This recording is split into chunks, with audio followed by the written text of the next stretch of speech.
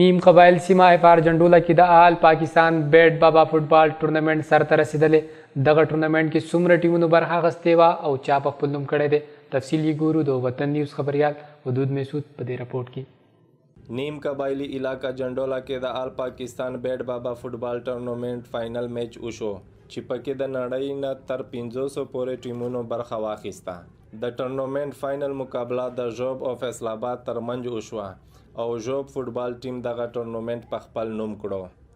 آل پاکستان بیټ بابا فوټبال ټورنمنټ په حکومتي صدا باندې نه مدد کړی شوی دی او نه د کلاډیانو حوصله افزایی شوی.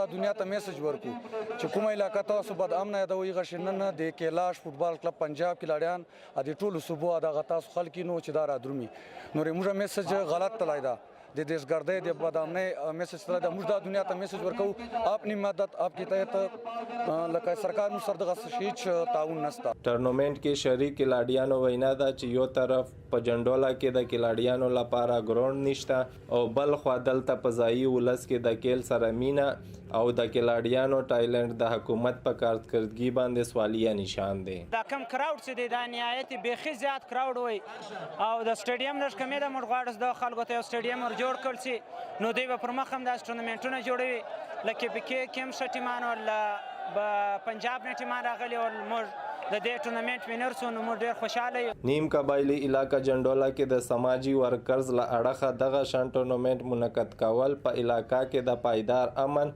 او دنیا ته د محبت پیغام ورکول دي. حدود مسعود، وطن نیوز، FR